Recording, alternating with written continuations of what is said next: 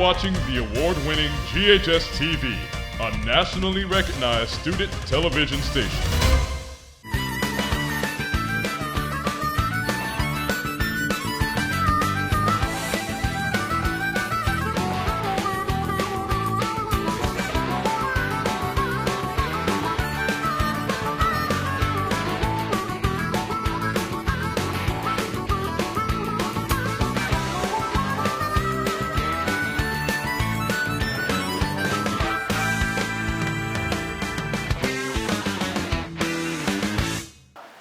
Hello and welcome to GHS-TV's special coverage of the 73rd Germantown Charity Horse Show.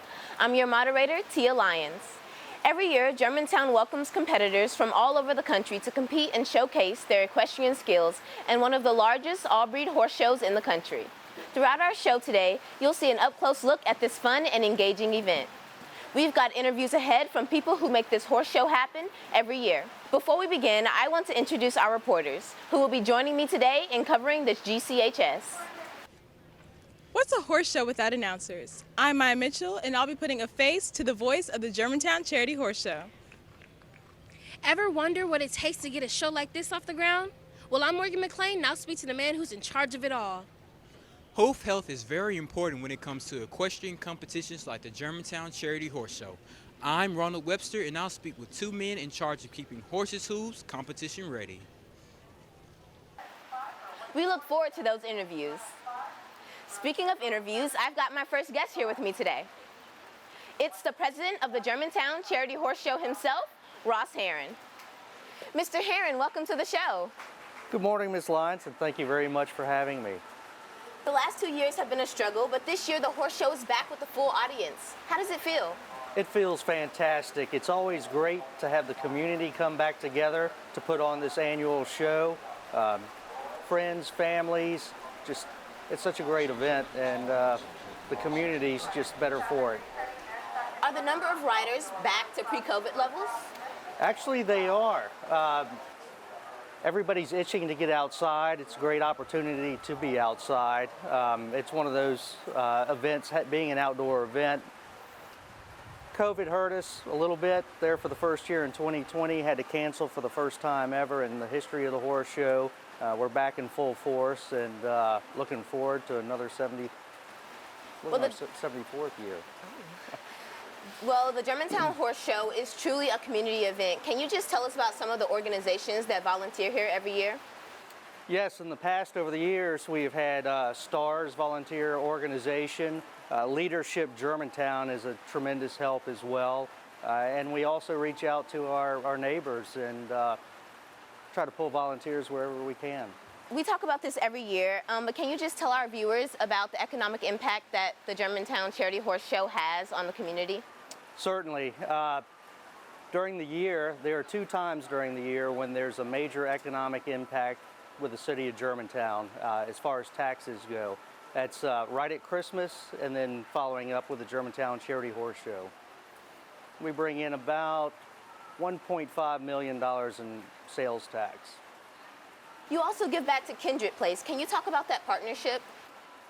Kindred Place, I can't say enough about it. Jennifer Bailink, the director there, wonderful lady, does a tremendous job. We are actually in our 23rd year with Kindred Place. Last year we were able to donate $35,000 after the show, and we're hoping that we can perhaps donate a little more this year. The horse show has endured over 70 years. Can you tell us about how the horse show has changed or evolved throughout the years? Well, throughout the years, as kind of breeds come and go, and we used to have a large American saddlebred presence here. Hunter jumpers have flourished, and we have now brought in Pasafinos, which is a Spanish-style horse, and Gypsy Vanners to the area, and they've been great for the horse show. Gypsy Vanners, we actually have quite a few barns just north of Mississippi, and it's one of the fastest growing breeds in the country at the moment. They pull carriages, they jump. The Liberty class is gorgeous. People love the long flowing manes. It's it's a small breed of draft horse is its origin. We're sad to hear that you're hanging up your president's hat this year. Can you tell us what legacy you hope to leave behind? Well, I just hope that we can continue from here on and have another 73 plus years in the future. Our Vice President, Mary Livesay, I think she's going to do a great job. I'm always on hand for communication and guidance, and love the horse show. Spent my whole life here. My grandmother showed horses, my mother showed horses. I have a younger brother that showed horses here. I rode for pleasure, and but just love being around the exhibitors here. Many of them I only see once a year, and it's great to see familiar faces, and it's just in the community, of course. How would you describe a horse show to someone who's never been to one? Believe it or not, there are several folks that have never been to a horse show. We actually have a couple of princesses that do not ride horses. You don't have to be an exhibitor or equestrian person to be a princess, but it's their first experience. They're loving it. It's unlike anything else. It's like being in an open air theater, if you will. And it's live, it's in front of you, it's exciting, it's breathtaking. We have classes that the aesthetics, the flashy dress that they wear are eye-pleasing. The speed racking classes, if you're an adrenaline junkie, we have speed racking classes. We have a carriage class where it's called a scurry, and they race around barrels for time, and it's just very exciting. Well, thank you so much for being on the show, Mr. Heron. Thank you, Ms. Lyons. Greatly appreciate it. We all know that the central focus of this extravaganza is the riders and horses who travel in from all over the country. Let's take a closer look at the stars of today.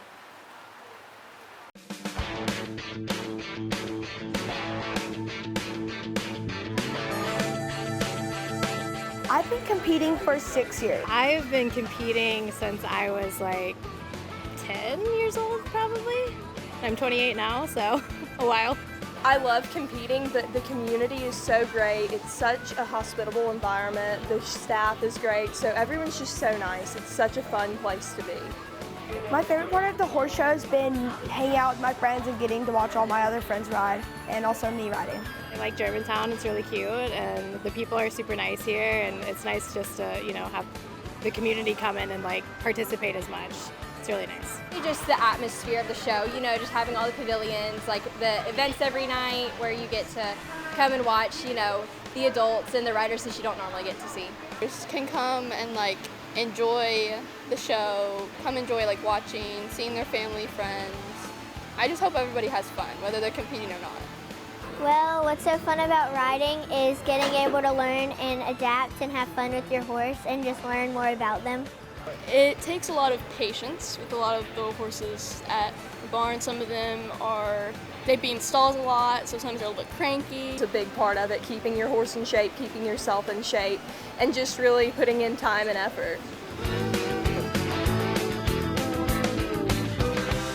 It can be easy to take for granted just how much work goes into planning, scheduling, and preparing for a horse show of this size. GHS-TV reporter Morgan McLean is on the ground speaking with the man who knows a thing or two about horse shows. Hey, Morgan. Hey Tia, I'm here with the arena manager, Phil DeVita. He's basically in charge of everything here on the city grounds. He's done everything from small horse shows to the big times like the Olympics. Hey, Mr. DeVita. How are you, my dear? I'm good, how are you? Every day's an adventure. It's all good. So what are some of your responsibilities as an arena manager? There's a lot of different things that I have to do, and one of the most important things is just putting the team together that we have staffing-wise, getting everyone here, getting everyone organized, hotels, getting the right people in the right places, and just having things work smoothly. What preparations go into an event like this? One of the biggest things and most time-consuming things on the front end is the preparation of the footing, the surface in all the arenas. And I'm here Thursday through Sunday working 90% of the time just on the arenas. And then when my staff gets in Monday morning, then they take over. So it's about a 5-day prep to get things ready to go in like a day before the horse show setting. What is your favorite thing about being an arena manager? You know, I think the thing that I enjoy the most is just having the people that I have to work with and putting the teams together and letting people do their jobs well. What keeps you coming back to the Germantown Charity Horse Show? I've been here since 2004, and this is like my Memphis family, and it's a great, incredible, awesome committee that work this horse show year-round, all year round. They do constantly organizing, sponsorships, and it's just the nicest group of people you could imagine to work with. Well, Mr. DeVita, you gave us some great information. Thank you for being on the show. My pleasure. Thank you. You have a great day. You too. Back to you, Tia. Now that we've seen and heard what it takes to make a horse show run smoothly, let's talk about the main reason everyone is here, the competition. Here we have a horse show judge, Mr. Mike Moran. Hello, welcome to the show. Thank you. Welcome to the horse show here in Germantown. Well, this is the first time that we've had a judge on the show, and it's such an interesting job. Can you tell us how you got into it? Well, about 50 years ago, I had horses, competed a lot, and the progression, if you want to stay in the horse industry, oftentimes is to become a judge or a course designer or something of that nature, and it's quite a long and involved process to become a judge. You have to be a learner judge first, and you judge with other, what they call large R. There's several different sections in the judging department. First, you get a small R once you're qualified enough, after you've judged with a number of larger judges who've been around the country and who have great reputations.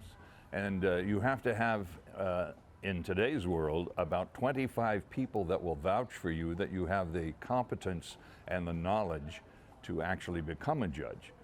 And if you can pass all of those requirements, the National Federation, called the USEF and the USHJA, the associations that run the hunter and jumper world, they will grant you a license with what's called a small R.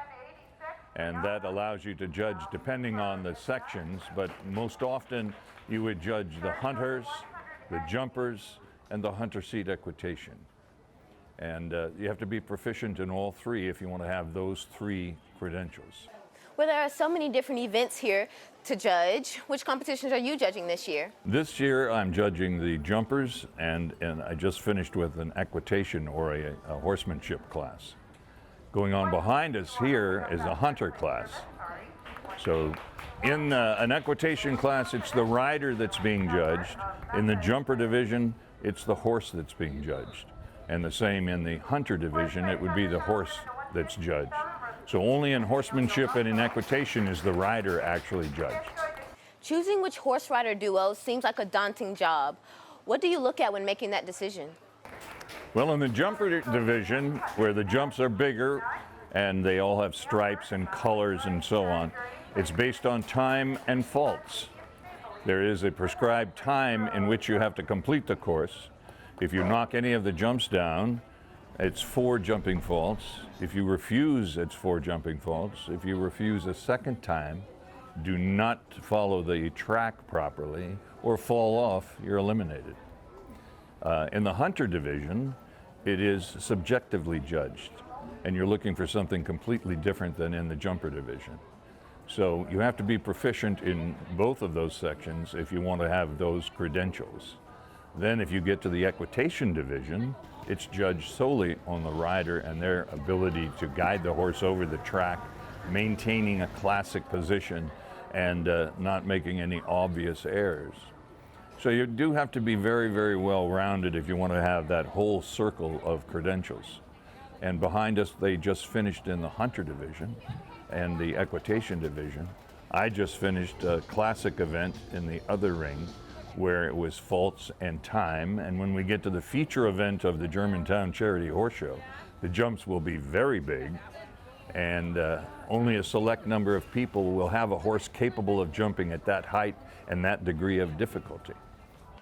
In your opinion, what makes a good and fair judge?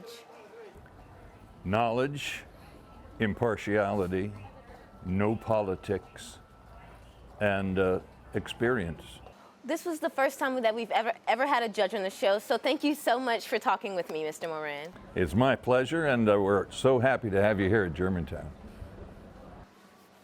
Let's send things back out to the grounds now. GHS-TV reporter Ronald Webster is with a guest who has a very interesting job here. Hey Tia, I'm excited to talk to the men who keep horses cool, calm, and comfortable. Joining me today are Farriers, Cale Harris, and Daniel Doris. Thank you all for joining me today. Happy to be here. For those who don't know, what is the job of a farrier? A farrier's job is primarily to keep the horse comfortable and able to do whatever it's doing depending on the discipline. Okay. Mr. Harris, give the viewers a brief overview of how you change the horseshoes. Depending on the horse, we use a variety of shoes out of a variety of materials, from steel to aluminum to plastic. We use tools like a propane forge, rounding hammer and tongs to shape the shoes, but we also modify them using drills, taps, grinders, various tools. We even use materials like glue and acrylic, depending on the condition of the feet. How do you all get into this, and how long have you been doing it, starting with you, Mr. Doris? All right, well, I've been doing this for about 2 years now full time. It's actually a family business for me. My grandfather, Paul Doris, is the one that started this business, and after graduating high school, I've come out here to try and figure it out as best I can. What about you, Mr. Harris? After graduating the Arkansas Horseshoeing School in 2013 and taking an additional advanced training, I rode with I apprenticed to the owner of the school for over 5 years, and I've been running my own business as well. Thank you so much, Mr. Doris and Mr. Harris, for agreeing to do this interview with me. Oh, anytime, sir. Anytime. Back to you, Tia. Being a princess and queen is a time-honored tradition that dates back to the founding of the horse show. So let's take a closer look at how this tradition carries on today. Joining me is a horse show queen, Kirsten Sudlow, and Princess Georgia Sink. Welcome, both of you, to the show. Thank you. Thank you for having us. So Kirsten, what does it mean to you to be the queen of the horse show? So ever since I was a little girl, I've been coming to the Germantown Charity Horse Show. I've never missed one in my 21 years here. And so I remember being 4 or 5 years old, and I would practice my princess wave to the queen and all the princesses. And, I never really thought that I would have this opportunity, but I was a princess whenever I was 16, and I had the opportunity come up to apply to be the queen, and my whole life kind of revolves around horses, and especially locally revolves around the charity and these showgrounds. And so it's really special to me to be able to be here and to represent the show and the people that I love and the community that I've spent my life around. So. And Georgia, what does it mean to you to be princess? It means a whole lot. My mother actually applied for me to be a princess, and I had no clue what this was. I don't ride horses, so it was all new to me. As you can see, the horses are riding behind us. So getting in front of a horse, being around a horse was such an honor to bring the community together around a charity horse show. And what are some of the things that you get to do as princess? So as a princess, I get to help be a part of the Germantown Horse Show, whether it's giving ribbons, serving ice cream at the social, and just being around the community is such an honor. Kirsten, you've already had a very busy morning. What are some of your responsibilities as queen? So every morning I go and pick up the tea and lemonade for our welcome wagon, and then I'm also in charge of picking up and delivering the lunches for all of our judges and officials, as well as the dinners. And in between those times, I am just kind of a helping hand around the show. I run some extra errands and just try to be there for anyone whenever they need me. And then of course in the evening, whenever we get all dressed up we have our princess gowns, I spend a lot of time just walking around the showgrounds and talking to people and meeting a lot of the kids, and they're always like so excited to see the princesses and the queen, so that's probably one of my favorite parts. What was the process of becoming queen? So there's actually a new selection process this year. I filled out an application kind of like you would to like apply for a job and like put down my references and stuff. And there is a committee that reviews all of the applications and selects the woman that they believe is best suited to the role. Georgia, how do you become a princess?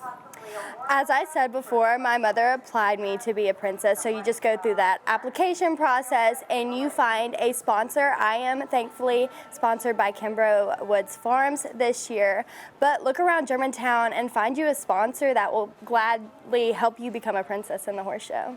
After becoming a princess and seeing what it's like, would you want to be a queen in the future? That would be such an honor. She's done an amazing job as a queen, and I would love to go after her and role model myself after her reign. And Kirsten, how long have you been riding and competing? I have actually been riding since before I could walk. My mom rode professionally whenever I was a kid, and so one of the first things she ever bought for me was a pony.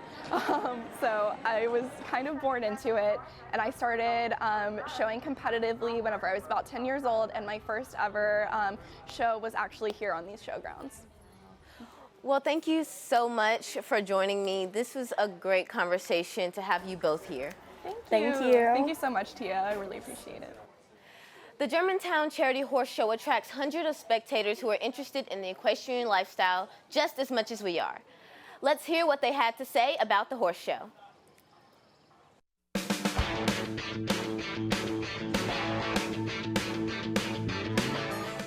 It's probably one of my favorite shows of the year, if not the favorite. So if you want to have an outdoor experience, something different, because it's probably something different, I would say come to the show. I really like that it's a hunter, jumper, and breed show combined, so we get to see the hunters during the day and the jumpers at night. And also how the town comes and supports. I think it's important to be out here and be supportive of all the athletes and all the jumpers and the horses that are here. Whenever we have supporters come out here, it makes us feel better and like energized. Even though the kids are competing against each other, they're rooting for each other. So there's just a lot of sportsmanship in this sport. There's a lot of friendships that come out of it. I think that we have something for everybody. We have walking horses, we've got racking horses, we've got jumpers, we've got hunters. Have you had the barbecue yet? The importance of this show to our community in particular is that it really brings in all the local barns, but then also many of the other competitors. Because it brings in a lot of income and it always goes to a good cause. Absolutely, I would come back next year and probably many years after. While the competition here is all about being seen, one person's job is to be heard, not seen. I'm talking about the announcer, the voice of the horse show. GHS-TV reporter Maya Mitchell is with an announcer to find out all they do. That's right, Tia. Horse show announcers are a jack of all trades when it comes to their jobs. Joining me today is Sarah Jackson, one of the voices of the Germantown Charity Horse Show. Going to 232 Sympatico and Morgan Knight in the yard. How did you get into announcing? I do a little bit of everything, so I've done the in-gates and everything else, and this is just kind of a step up and another job at the horse show to do. What does your job add to the horse show experience? Makes it fun, play music, everybody knows what's going on in the rings. We have a good time up here. I know you've been announcing for the show since around 2013. What brings you back? It's a fun town. I love the people that horse show here, and it's just kind of a good experience to get around and see all these faces that you see year after year. How exactly do you keep your enthusiasm throughout the day? You just kind of keep going with it. Everybody's here to compete as well as just have a good time. Some of them it's a hobby, some of them it's a competition, but it's just got to keep them motivated and going in the rings. What is your favorite part about the horse show? I like watching all the breed horses in the evenings. That's always a good part because we don't see that at a lot of our horse shows other places around the country. So having all of us in one spot is fun to be here for. Lastly, why exactly do you think events like this are so important to the community?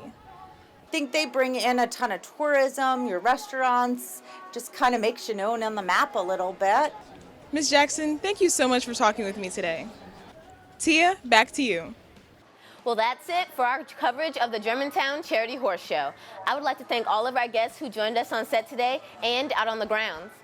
It's been fantastic covering such a special event for our viewers. I hope you join us next year for the 74th Germantown Charity Horse Show. Until then, I'm Tia Lyons, and from all of us here at GHS-TV, thank you for watching.